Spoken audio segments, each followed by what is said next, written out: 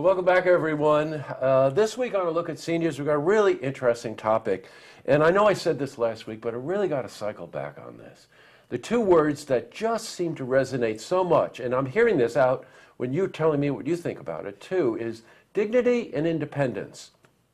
Dignity, a little kind of self-explanatory there, you know, just the whole sense of who you are and your purpose in life and whatever. But independence takes on so many interesting forms. You can be at home and you can be independent. You can be in assisted living and be independent, skilled care, and you can be independent. So joining us today is Ruth Tietz. Now, Ruth is the head of marketing for the Baptist Health System. Welcome, Ruth. Thank you, Jesse. And Ruth, oh, it's nice to have you. And Lois Celeste. Oh, Lois, I forgot you were here.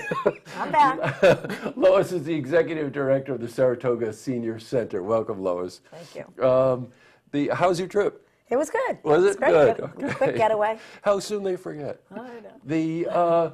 As I said, assisted living takes on many forms, and that's why we asked Ruth to come in, because the Baptist Health System owns a number of facilities in our area, one in Glenville in particular, that sees and firsthand deals with many of the issues that we've been discussing on A Look at Seniors. Actually, Lois, I'm going to start with you. At Saratoga Senior Center, every week, you're seeing these, you know, it's family, right? There's a change. You start to spot a change when you know that that independence is going to take on a different form. It is, and it's sad to see, but at some point we try to work with all the families, all the seniors coming in, and sometimes, like we've talked about in other segments, whether it's a fall, whether it's memory, whatever it is, sometimes we worry. Our seniors leave us. We're open 8 to 4. You know, people go home at 4 o'clock, and are they eating? You know, did they turn the heat on this weekend? Are they taking their medicines? And you start to be worried about that level of care. So oftentimes we have the opportunity to talk to the families about that. Sometimes the seniors, but yeah, we see people at different levels all the time. And I guess you really would sort of encapsulate it with the theme of Baptist, which is the art of aging well. Yes, indeed. That really does resonate. It really means something. So just talk to me a bit about that. So someone will come in at a level that they need assisted living. Absolutely. So how this usually works is there generally is a precipitating event, a fall, memory issue. The adult child spends some time with them and goes, wow, something's off. So that's when we start to get a phone call and people want to come in for a tour. So it really is an art to make someone feel like they still have dignity, because dignity is all about life. If you don't have a sense of purpose, why bother? Yeah, so that's right, it sure. really is important for us to make sure that we have a personal connection with the folks that come in and tour and find out what their thing is. You know, maybe it's they don't want to get up in the morning and have meals at the same time everybody else does. Maybe they want to do gardening still outside. Maybe they want to go and drive their car to the diner and meet their girlfriends. So we try to accommodate that within the premise of also being able to care for people with medication management, with memory loss issues, with being safe and secure so that their adult children can feel good. Oh, it's sort of, you said something to me before we went on that I thought was interesting, that you were saying it's all about the quality of life.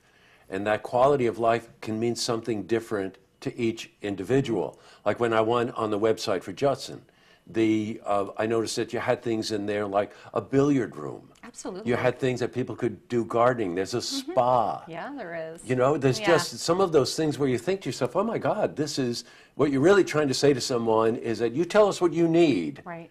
But they have to be able to, the family at least has to understand what some of the options are, right? Absolutely. The education for these types of situations, and Lois, you know this, I can't stress this enough, really educate yourself about what's available and what's out there for your loved one. Don't go into a panic. Oftentimes, falls are such a big thing for folks, especially as we age.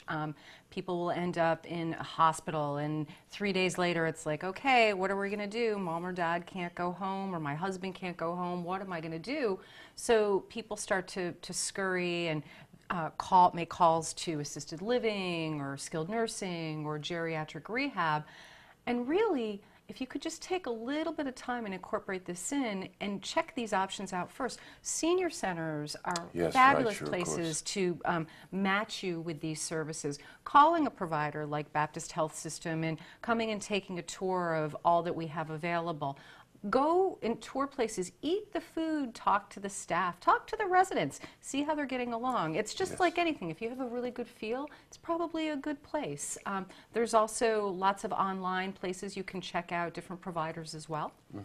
I want to cycle back. You see somebody when they're completely independent. They're still living at home. They're coming to the senior center. That's their sense of community. That's their quality of life. In a lot of ways, that's their sense of purpose, too. Just so our viewers understand the difference, assisted living and skilled living are terms that you're using. What are the differences? Sure. Assisted living is living with some assistance. So a lot of times folks won't need 24/7 medical care. Maybe they don't want to do meal preparation anymore. Maybe taking care of a house by themselves has just become overwhelming. Maybe they are just feeling isolated. And their children are really worried about them. Assisted living works out well then. It's more of a hospitality style of living where your meals are provided, there's different activities, there's transportation to medical appointments, there's social interaction. There's people who really care about what makes you tick in life and finding those things and bringing them to you as ways to spend your days. At Judson Meadows, we have different tiers of care, so someone might come in and not need a lot of assistance at all, but maybe while they're there over the course of a year or two, they might need more help with memory cueing or medication. So that's assisted living. Skilled nursing is really a situation where you need 24/7 skilled nursing care. You need your care and needs monitored. Maybe your activities of daily living, you can't care for yourself that way anymore. So it's a way to have dignity and independence in a very safe environment. And you know, as you've said before, you try to make that seamless. Now at the senior center, I know that you provide that home base for people to come to, but you also do outreach there too, to try to bridge that gap between, okay, so someone's at home, they may not be able to quite take care of all the chores yet, but they're not quite ready to move into an assisted living facility, isn't that right? For sure. You know, we do all the independent programming, but we've really expanded our supportive services for seniors because we see it. We see somebody fail, and we talk, if we can talk to the family, if the family is local, talking to them about exactly what you just said. Educate yourself. Don't wait too long. Don't wait for the crisis. At least go see what your options are.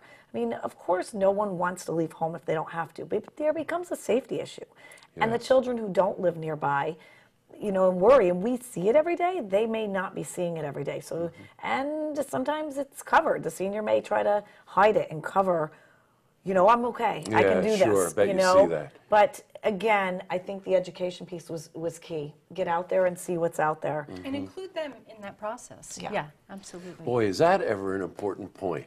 I had a friend that my wife and I had to help make that transition from independent living into assisted living.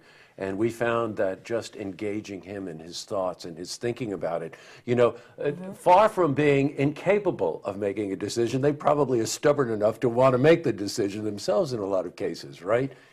Yes, and can I, one other piece, just because you make that transition, I have someone going in, one of my regulars going into an assisted living situation this week, and that's not going to change anything. My volunteers are still going to pick him up, bring him into the center every day. He can still maintain his routines. You know, it's just a safer place to be. Wow, you know what? We could take up all 30 minutes on this topic. Week to week, Lois, this just gets better and better. And Ruth, thank you so much. I mean, you really do understand this provider side of it. And I think just to sum it up for your viewers, whether you're the child or you might be the person yourself, thinking about making a transition, educate yourself, prepare yourself. Don't wait last minute. It doesn't, if it's a fall, then the challenge is even ramped up much higher. And it gets very emotional with lots of family members involved, Yeah, and you know, I love what you said too. Go around, look at the different providers, you know, have a meal, check it out, because this could be home base. Absolutely. Right? Food is important. Yes, it is. Ruth, thank you very much for coming in. It's very nice to see you. Lois, great to see you. I'll see you next week. Thanks, Jesse. To see this interview again, you can head to our website, looktvonline.com.